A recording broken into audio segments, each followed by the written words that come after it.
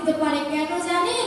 শ্রীবাসী রানী নাই, পিতা পুত্র জ্ঞান করে কৃষ্ণ নাম শোনা নিষেধ। এখানে আমি আমার যদিও এই জ্ঞান নেই, কিন্তু এই ভাগবত আসলে না বললেই নয়, আমার মা কিন্তু আমার চরণ ধুলি নেয়। আমি যদিও দিতে চাই না, কিন্তু সে এত ভাবাবিষ্ট থাকে যে আমার চরণ ধুলি নেয়।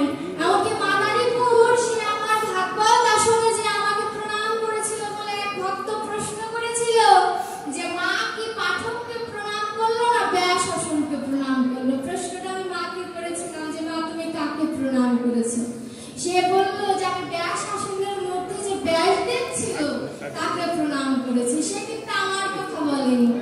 আমার মা উত্তরটা দিয়েছে অনেক উত্তম।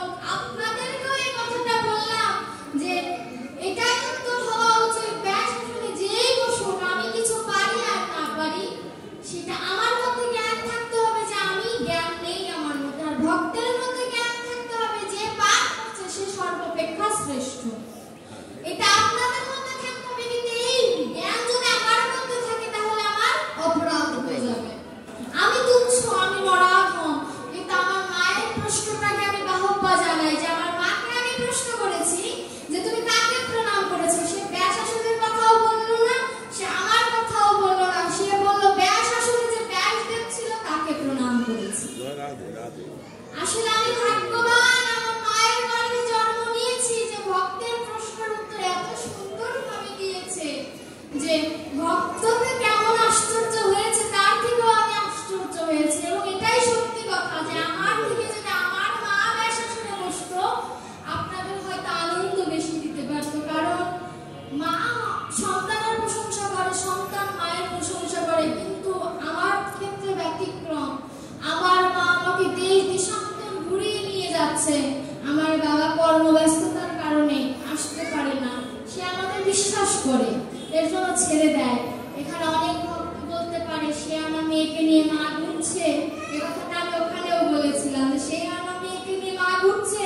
কিছু ভক্ত বলবে যে মায়ের সাহস আছে মেয়েকে নিয়ে যাচ্ছে, কিছু মা ভক্তরা বলবে যে দুজন ভক্ত বলে ভক্ত সঙ্গ করছে, যেমন যার মুখ তেমন সে বলে। কিন্তু সহ্য তো করতে হয় আমার মাকে।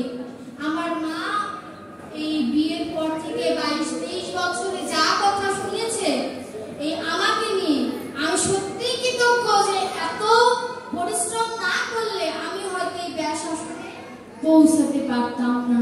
সকলের সামনে আমার মায়ের চরণে আমার সহস্র কোটি প্রণাম। এই কথা, এই যে ভাগবতের চরণামৃত আস্বাদন করতে হবে। আচ্ছা, মায়ের কথা যেহেতু উঠলো, মাকে শ্রেষ্ঠ গুরু শাস্ত্রে বলেছে নাস্তি মাতৃ সমগুরু, মায়ের মতো গুরু বিশ্ব ব্রহ্মাণ্ডে নেই। বাবার কথা কিন্তু বলেনি। এখন মায়ের ভূমিকা যেহেতু এসেছে, মা সম্পর্কে কিছু বলি। প্রহ্লাদ মহারাজ ভক্ত হয়েছিলেন কার জন্য? মা কায়াধুর জন্য, তাই না? নারদ মুনির যে প্রেমের কথা, প্রভুর কথা তিনি গর্ভাবস্থায় শুনেছিলেন। এখানে মায়ের ভূমিকা দেখুন। কতগুলো ভক্তের কথা আমি বলছি, মিলিয়ে নিন। শ্রেষ্ঠ শ্রেষ্ঠ ভক্ত ধ্রুব, প্রহ্লাদ মহারাজ, এদের মতো ভক্তরা মায়ের কারণে ভগবানের দর্শন পেয়েছিল। নারদ মুনি, সেও মায়ের কারণে ভগবানের দর্শন পেয়েছে, নারায়ণ নারায়ণ করার সুযোগ পেয়েছে। এরকম কত সহস্র মুনি ঋষি আছে যারা ধ্যান জানে না, জ্ঞান জানে না, সাধন জানে না, ভজন জানে না, তারপরেও মায়ের আশীর্বাদে তারা বিশ্ব ব্রহ্মাণ্ডে খ্যাতি করে গিয়েছে। সুতরাং মায়ের চরণে সর্বদা প্রণতি জ্ঞাপন করতে হয়। মা ছাড়া পৃথিবীতে যদি কেউ ভালোবাসে সে মিথ্যা ভালোবাসে। কারণ মা বাবাদের মতো স্বার্থ কিঞ্চিত থাকে, কিন্তু বিশ্ব ব্রহ্মাণ্ডের স্বার্থের থেকে তুলনায় কম। মা বাবার স্বার্থ কোনটা? বৃদ্ধ বয়সে দেখবে এর চেয়ে বেশি স্বার্থ নেই। কিন্তু আমরা সন্তানেরা মা বাবার প্রতি নির্ভর না হলে, মা বাবা যদি টাকা পয়সা না দেয়, আমাদের কিন্তু কোনো গতি নেই। সুতরাং মাকে সর্বদা সবসময় ভিতরে স্মরণে মরণে রাখতে হবে। গৌরাঙ্গ মহাপ্রভুর একটি কথা বলি বলি, তাকে তিনি যেহেতু আমাদের আকর্ষণ, রাসের মধ্যে বিভিন্ন কথা, রাস তো ছোট্ট একটু মিলন দেখিয়ে দিলেই হয়ে যায়, মিলনের আগের যে কথাগুলোই মধুর। গৌরাঙ্গ মহাপ্রভু যেমন উত্তরাগোষ্ঠ অর্থাৎ ফেরত গোষ্ঠ। গৌরাঙ্গ মহাপ্রভু ভক্তদের সাথে কৃষ্ণ নামে আস্বাদন করে বেলা পার হয়ে গেছে। এখন সচী মাতা, এই যে আরতিটা কোথার থেকে এলো একটু দেখুন, এই আরতির কথা না বললেই নয়। সচী মাতা আমার গৌরাঙ্গ মহাপ্রভুর জন্য অপেক্ষা করছে। দেখবেন কোন সন্তান যদি বিদেশে যায়, তার মা বাবা তার জন্য অপেক্ষা করে যে কবে আমার বাচ্চা গৃহে ফিরবে।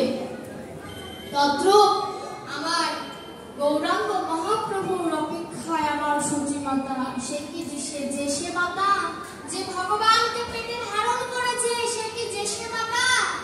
সবাই সন্তান লাভ করে, কিন্তু ভগবানকে লাভ করার মতো শক্তি ভিতরে রাখা যেমন তেমন কথা নয়।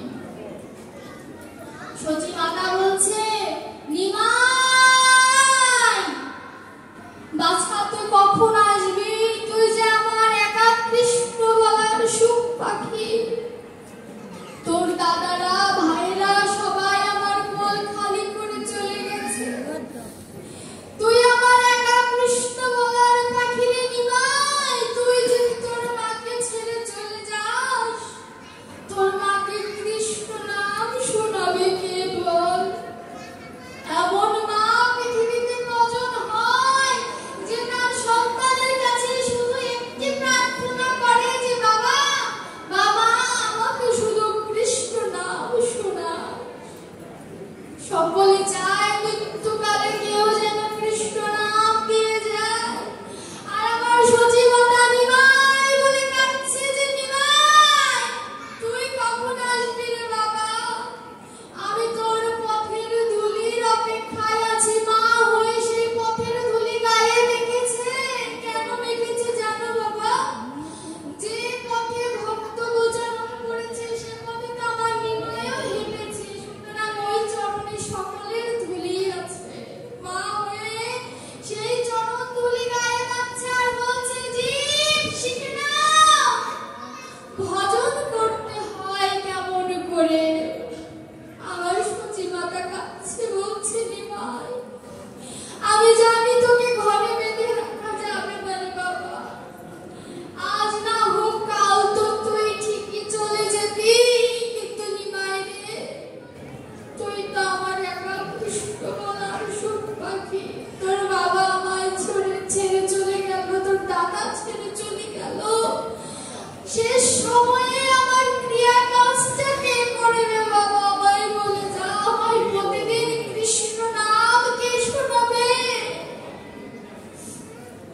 নিমাই মায়ের আর্তনাদ, যে সন্তান যোগ্য সন্তান সে বুঝতে পারে তার মা ভালো আছে কিনা, আর যে অযোগ্য সন্তান সে বুঝবে কেমন করে যে তার মা বাবা সুস্থ আছে কিনা অথবা ভালো আছে কিনা।